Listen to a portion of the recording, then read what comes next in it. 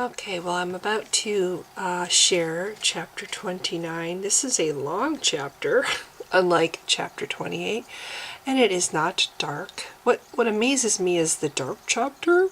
I got 3 likes. I'm like, really? Oh, well, I'm glad. I'm glad that people liked it because I think it's hard to, I do think it's hard to write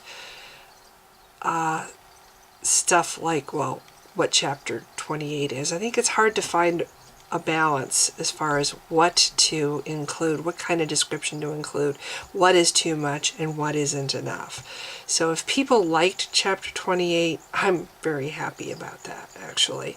But now chapter 29 is a longer chapter, so, and I'm not going to continue talking about it because it's a longer chapter, so here it is. Oh, I did want to add one small thing. Somebody on Facebook that's a friend of mine on Facebook, I've been mentioning my book on Facebook. This is just a side note. He has asked me to tell him about my story, and he said something about possibly doing the cover art for it. So I'm kind of excited. I mean, I don't know if anything will come of it. After I tell him about my story, he might not want to do the cover art, but you know, it'd be really awesome to have original cover art for my story. I was planning to try to get it published, either published, or at least put out there like as an ebook. Now I can't talk. Put out there like as have it out there as an ebook. At the very least, I would like to have it published as an ebook, and it would be really totally rockin' if I had original cover art for the story. So I'm so excited. Anyway, okay, here's chapter 29. Song of Mornius, chapter 29. Shaking her head, Avalar stared at the strange tree with its massive trunk. She held herself back, as far from its magic as she could. The great tree dominated the elfin village. Lodges studded its base, each woven by the tree's erupted roots, a tangle of arches as thick as a giant's torso. She remembered Kildoran's story from when they had first entered the village, of how, in their youth, the Eris elders had built the lodges, coaxing their formation from the tree they had raised to replace the one destroyed by Halram's arrival. 5 generations later, their home still endured, their walls and ceilings renewed by the tree itself. Avalar grimaced, watching the elves retire for the night. Since their arrival, the village had swarmed with activity. It had pained her to watch Galen among the elves, see the confusion in his soft brown eyes as Halram used him. She wondered if Tarek saw his torment as she did, or if he cared. She clenched her fists at the pain in her stomach. Whatever Galen had done during the battle had drained her. Method Men's warped magic had ripped at her guts in his crude attempt to extract her magic, but he had not drained her in this way, not from every cell in her body like this. Avalar? She frowned at Galen as he stopped before her, noting as she did how his skin seemed to glow. She opened her mouth, then hesitated. "Who are you now?" she asked. "Human or God?" "I see Galen in your eyes. His fear is plain to me. But there is more."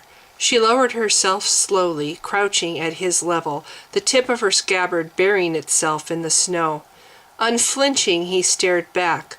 Always before, his gaze had shied from her and wandered. She had sensed a deep shame within him, a guilt he wanted no one to see, yet now his eyes were steady, filled with concern for her. "Never a god," he said. "Just me." "And Halram?" Avalar peered into his eyes, marveling inwardly that she could do so. "Are you both now?" He trembled beneath his blue cloak. "The elves say the transition is complete as much as it can be with a human. I'm not so sure. Look!" He waved his hand. "See? I did that. Me. If he's still here in me, I don't feel him." "You have your life back then. He has released you." Galen shook his head. "I don't think so. The staff was his prison and now he's free. He won't give that up. Not now when he's so close." Avalar glared at the lodges around her, at the glow from a nearby crystal window. "So easy," she said. for ones of power to wave their hands and say who goes where and does what. He took her hand, holding it gently between his. She shuddered as his gaze went through her. "I can feel things now," he told her softly, "even more than I could before. I feel you're hurt, Avalar. Halram didn't plan on taking your magic as he did, but the Wheelermen had to be healed, and you were there." Avalar, trembling, slumped beside him on the icy ground. All day she had been fighting to hold herself erect. The elves disapproved of her close proximity to humans. She needed to show them strength so they wouldn't send her home. She pulled her hand free. Holding her head, she gripped the pain of her aching skull. No longer did she care if the elves could see. His words of sympathy cut the last chords of her resistance. Hot grief filled her chest. Again she was shaking beyond control. "He used me?" "Avalar, listen." Galen lowered his staff, placed it behind him in the snow. Then he moved to her head. She shivered as he reached to stroke her face. "Your presence made it possible to change those people back. I didn't have that before. Halram didn't. He could heal Tarek's men, or I could, but not the Wheelermen. And he, or rather I, could not." Galen stopped. Through her tears she saw his distress, how he battled through his own confusion. "We are a pair, are we not?" She rubbed at her face, then smiled as best she could. Who would have thought freedom would be so difficult? "You need to know this, so you understand why you hurt so much, but She nodded encouragement as again he broke off. "I didn't mean to hurt you," he said. "It's all my fault. When I saw Tarek fall, I gave up. I couldn't move, but deep in my heart I had the strength. All I had to do was use it, let it take me, so I did." "I know." Avalar shifted to adjust her scabbard, pulling at the hilt where it jabbed against her waist. She extended her legs, turning on her hip to give her weapon room. With a grimace she met his stare. "You did well, my friend. You saved Tarek when I could not, and those Wheelermen." He knelt beside her legs. She watched as he touched her feet, the frozen leather of her boots. "That's what I'm trying to tell you. You saved the Wheelermen. When Halram took me over, I lost control. I couldn't stop. He used his staff as it was meant to be used. He used it to touch the world." She drew in a breath. Galen nodded. Only unwarped old magic could undo the damage done to those people. The power of water had changed them. Water with its magic turned against itself. Only magic of the flesh is stronger than water. You told me that yourself, remember? "Yes." Avalar stared at his hands, at his fingers on the hard-waxed stitching of her boots. "The magic of my flesh." She swallowed against the pain in her chest, the pounding in her skull. "Halram touched you," said Galen. "He awakened your power, and with his staff he focused it. You helped him restore those people." She lowered her gaze to his face as he stood. "I'm sorry, Avalar. If I had known what he would do." "No." Avalar rolled to her feet. Standing straight, she focused on the tree's hollowed trunk, on the wind chimes hanging from the doorways outside the lodges. "No, Galen. Because of it, those people are free. No longer are they slaves to Halram's foe. My pain is naught. It will pass, but the good which has come from it will endure." Looking up at her, Galen smiled. She nodded at the tree. "I would rather not venture there," she added softly. "The tree has been fed air and water enhanced by the elves. It weaves a powerful spell upon any non-elves who enter." Galen bent to retrieve his staff. Then he stood, his breath steaming before his face. "Tarek's been waiting. I told him I'd see if I could convince you to join us. Kildoran has concerns about you that Tarek won't discuss without you there." Avalar glared. "The elves want me to stay in this village. Or worse, they want to escort me home, march me eastward to Lewin or Foss Bay, and put me aboard one of their skimmers." She grabbed at her belt, shifted her scabbard back to its proper place. "No," she said. "My life is my own, and I will tell this Kildoran so." "Avalar!" He trotted beside her as she strode toward the tree. "I'll tell him for you. I'll have him come outside, all of them. You don't have to go in there." Her skin prickled as she ducked through the doorway, exchanging the darkness of dusk for the tree's glowing inner light. She hunkered beneath a low ceiling of polished wood. The air was damp, warmed by the combined respirations of Tarek and his men, Kildoran and the elders. At the tree's red center, the ceiling ascended into darkness, as if the heart of the tree had been hollowed from base to crown. Elfin lanterns hung suspended from ropes, the ends of which she could not see. Tarek stood as he caught sight of her, his face relaxing in relief. "Good," he said. "Avalar, over here. We have much to discuss." She glanced down as Galen joined her. Dropping to her knees, she crawled forward until the ceiling lifted, and then stood. Moving between the lanterns, she confronted the elders with their worried, wrinkled faces, and Kildoran, who sat among them. "Tarek, this tree is magic." Though she met Kildoran's gaze, she spoke to her leader. "The elves use its power to give themselves clarity and peace, to link with the patterns of their magic, but this wood drains me, and I fear it will put you humans to sleep." Kildoran's black eyes glimmered. Raising his hand, he shifted on his haunches toward Tarek. "The giant speaks truly," he said, "but our magic takes time to work on those who are not from this world. You are safe for now, I assure you." Tarek, still standing, glared downward at the elf.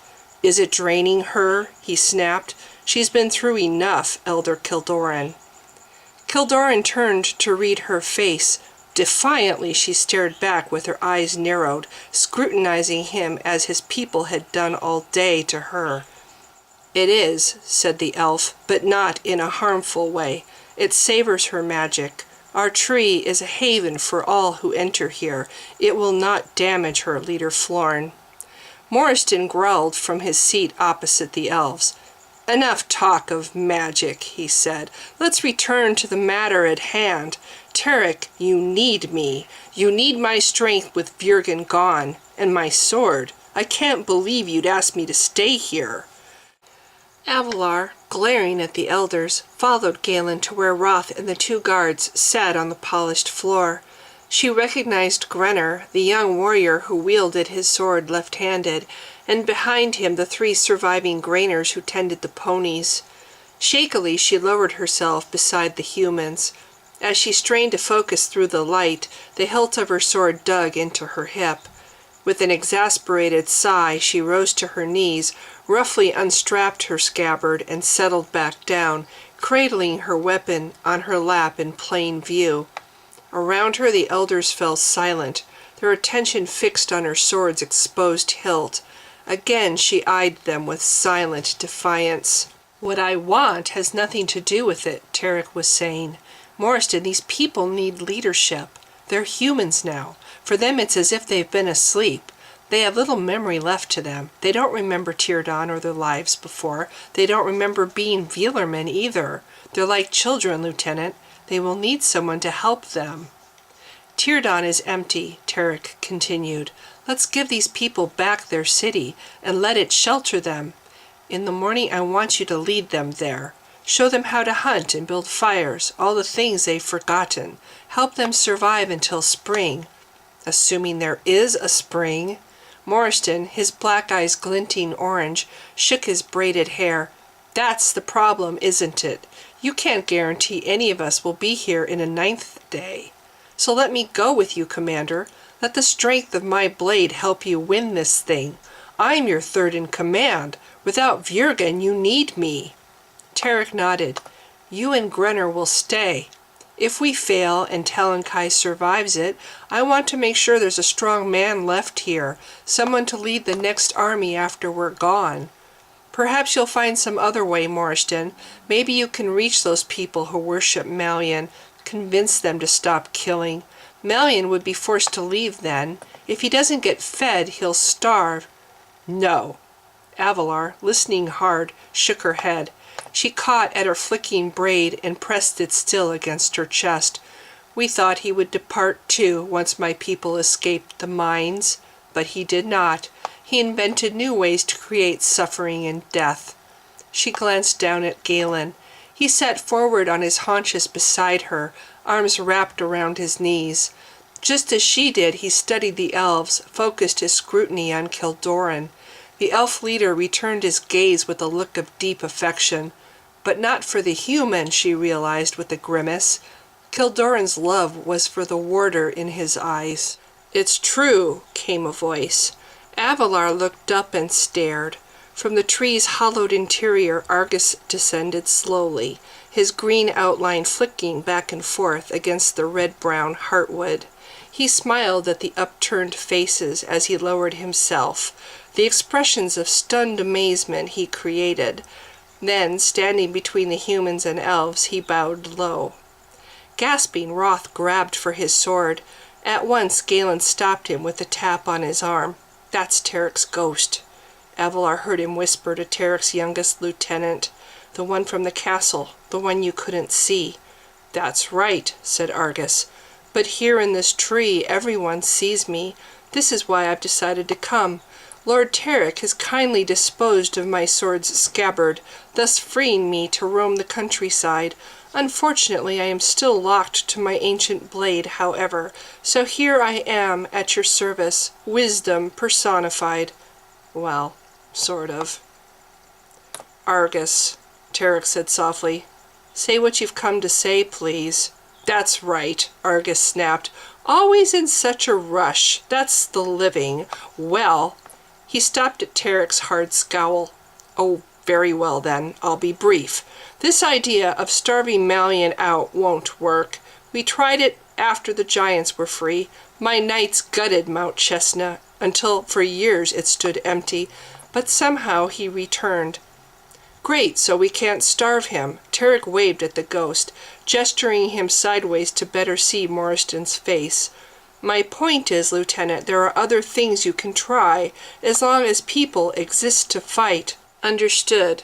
Morriston glowered at his hands, his braids dangling forward over his bare fur. "This isn't how I imagined myself serving you, but if it will help." His voice trailed off.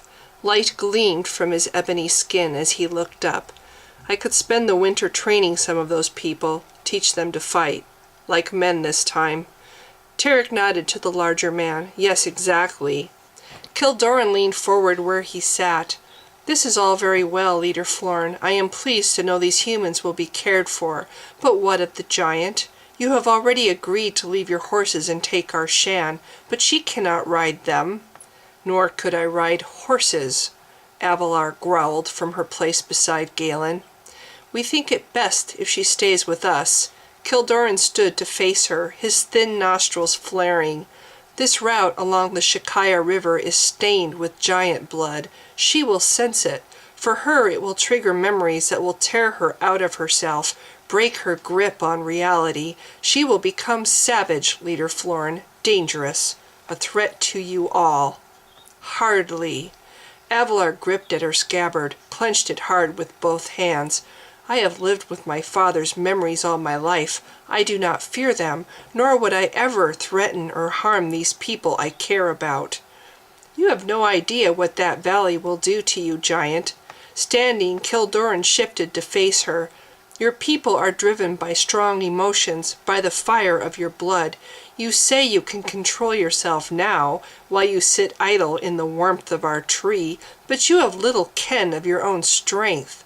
This is why we must ward you, as all elves must. Our world would perish without giants. Is that what you want?" Avalar leapt to her feet. With angry fingers she strapped on her scabbard, and then stood fuming, glaring down at the elfin leader. "Long ere your race crawled from the brine of the sea, my people defended this world. Yet what we desire has never been a consideration. Why should it be now?" "No," she snapped. "I will not stay here. Leader Tarek, do you hear me? This is why I ran from Hathra. Thresher Gavorian's sword spoke to me. It spoke of the importance of freedom, and it bid me to come here, to protect the world. All my life these elves have hindered me, but no more." "I hear you." Tarek dragged himself up. Stiffly he turned to Silva, who clambered to his feet. Without a word, the guard hurried under the low ceiling and out one of the great tree's many exits. Abelard glared at Kildoran. "You have no right," she raged to herself. Fists clenched, she trembled where she stood. Only vaguely did she sense when the other humans followed past her after the guard. As Tarek passed by without speaking, her eyes filled with hot tears. "Abelard?" Galen stepped close and gripped her arm. He turned fully so she could see his face, the brown softness of his eyes. "The heiress wants you to stay here," said Galen, "but I do not. I need you with me. So does Horam. There might be other Veelermen who attack us. He'll want to heal them too. If you," he swallowed, "are willing." She nodded slowly, staring down into the lantern light on his face. "We're leaving at dawn," Galen told her. "Tarek wants us over with. The longer we delay, the stronger Malian becomes." She stared out the exit Tarek had used. "I know," she whispered. I could see it in his eyes, this urgency. Leader Tarek is a man harried by ghosts. Yes, and not just his brothers anymore, now Virgins too. Galen touched her forearm. Her nerves tingled down into her fingers in response, burned without hurting. Through a numbing shock, she allowed him to guide her from the tree. Tarek, Roth, and Dren stood waiting in the darkness. Puzzled, Abelard blinked at their grim expressions, at the shadows on Tarek's face. "Do you agree with the elf?" Abelard stopped before Tarek, her legs braced against her fear. "Do you wish to abandon me here?" Tarek glanced up at her briefly, then turned to face the trees. From out of the darkness, a small procession marched toward them. She saw 2 elves leading 6 of the striped-legged Shan, with Daravan Silva behind them. Abelard, fuming, watched Tarek step away to greet the elves. The Shan shook their horns, squealing at his approach. Flipping its black-tufted tail, the largest of the 6 bared its teeth. "Respect them?" Kildoran emerged from the glow of the tree's interior, carrying what appeared to be a woven blanket draped over his arm. He stood framed by the light, his features hidden in shadow. "And they will serve you well." "Maybe later," snapped Tarek. "Right now we've got to get them ready for tomorrow." Tarek accepted the lead from the Shan's handlers, then swung around, tugging hard on the rope, drawing a piercing squeal from 2 of them. Kildoran crossed his lean arms. "Nevertheless, you will learn respect. They will teach it to you. No Shan will tolerate the brutality most humans inflict on horses. Drag at their heads like that again, and you might not wake up one morning." Abelard winced at Tarek's expression. She rounded on the elf. "He is grieving. Can you not see it? Why must you—" "Abelard!" Tarek handed the lead to Roth and hurried to her side. "Kildoran is kind to loan us these creatures, and he's right. I should show respect. These are not my animals." Hotly she met his gaze. With the starlight in his eyes, they glinted silver, reminding her of Cameron's. Her throat tightened and she looked away. "I have no plans to abandon you," Tarek said. She shook her head. "You would rather not bring me. You would rather I stayed here." Tarek thought for a moment, then nodded slowly. "You heard Kildoran. You heard why he told us about this land which lies ahead. It will bring you much pain, Abelard. It could even destroy you, which is the last thing I want." "That is sooth," she said bitterly. "My death would shatter this circle. To blackest hell with the circle!" Tarek seized her hand, urging her down to crouch at his level. Eye to eye, he forced her to look at him. "Get it through your thick head," he gritted fiercely. "I value you, giant. Abelard Mistivir, you befriended my brother, and you've given me your trust. Is it wrong of me to want you safe?" Abelard blinked into his stare. "No, but if I wanted protection, I would never have come here." She watched his eyes narrow. "Was your life on Hathra so terrible," he asked, "that you would risk so much, give up everything you care about?" "I love Hathra," she said softly. "Hathra Hone and my people mean everything to me. It is why I came here and why I want to fight." Tarek smiled grimly. "That much I do understand," he said. "I feel the same way. Galen." Avalar watched as he turned to address his few remaining men. Trembling, she climbed to her feet and waited, listening to his quiet instructions. He was human, yet she could never fear him. He was the brother Cameron had loved. When her turn came, Avalar bathed as the others had done. Weeks of travel had left her feeling brave, enough to ignore for a while her fear of being under the ground. She wriggled her way through the cave's narrow cleft, scraping her shoulders on the dampened stone.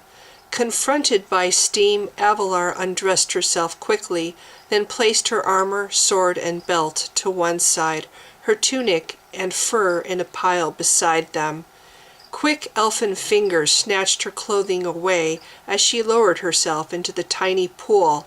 The movement caught her attention, drawing her gaze to a tiny figure behind the steam. Like a creature of dreams, the she-elf smiled. As Avalar watched, the girl bent, placing a robe of softest green wool where her clothes had been. "I thank you," Avalar said softly as the girl retreated. She closed her eyes, savoring the warmth of the churning spring as it reached toward her bones. With her knees drawn close to her chest, Avalar sat still for a moment, inhaling the steam. Then she felt along the bottom, scooped up a handful of sand, and began to scrub. Softly she hummed the same dirge she had given Tarek's men while sitting alone at the camp's central fire. She sang until tears dropped again from her cheeks, trickling over her breasts and into the soft cleansing water. Her hair she washed last, after climbing from the pool. Leaning forward on her hands and knees, Avalar dunked her head and then scrubbed until her scalp hurt. Finger combed through the tangles until it burned even more. Then she dried quickly and dressed in the soft robe the girl had left. Avalar squeezed herself out into the frigid night air. Quickly she trotted, steam wafting from her arms, down the woodsy hill toward the Eris village. In the largest of the empty root houses, a candle still flickered. Avalar smiled as she ducked her head and slipped inside. It was her candle and her tree, her place to finally be alone with her thoughts for one night. As dawn brightened the sky, Avalar stood beside Galen and studied the Shan. Heads down, the 6 little beasts wheeled in circles as they munched their breakfast, lipped eagerly at the moss and tree cones their handlers fed them. Kildoran pulled aside the smallest and lifted its shaggy head, slipping its bridle on quickly over its hooked upper lip and flaring ears. "No bit," Tarek observed.